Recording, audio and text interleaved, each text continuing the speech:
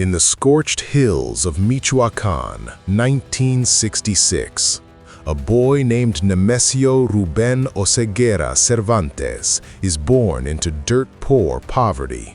No school beyond the basics, no future but the avocado groves and the poppy fields whispering promises of power.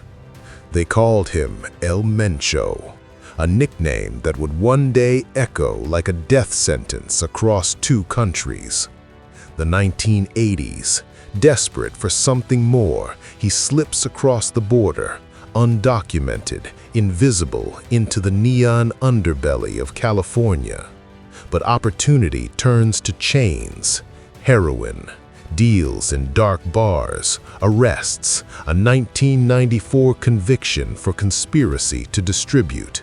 3 brutal years in a U.S. prison cell, then deportation, back to Mexico at 30, with nothing but rage and a criminal blueprint burned into his mind. He tries the straight path, one last grasp at normalcy. He pins on a badge, becomes a police officer in Jalisco's dusty towns, Cabo Corrientes, Tomaclan. For a moment, he wears the uniform of the law, but the uniform doesn't fit. The cartel world pulls harder. He sheds the badge like dead skin, joins the Mencho cartel, starts low, hitman, enforcer, protector of bosses, cold, calculating, ruthless.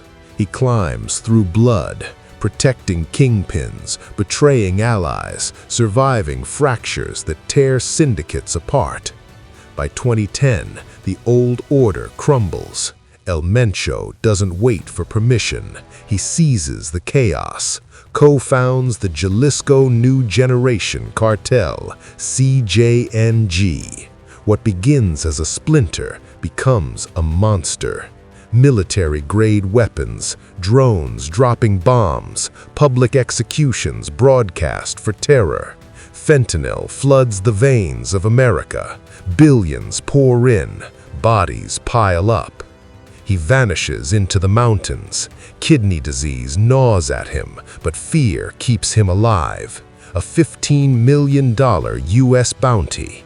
Family dragged into the web. Wife arrested, sons hunted, yet the empire grows, brazen, unstoppable, shooting down helicopters, ambushing police chiefs, a ghost who ruled through dread. February 22nd, 2026, Tapalpa, Jalisco. Mexican special forces storm the hideout. Gunfire erupts, fierce, unrelenting.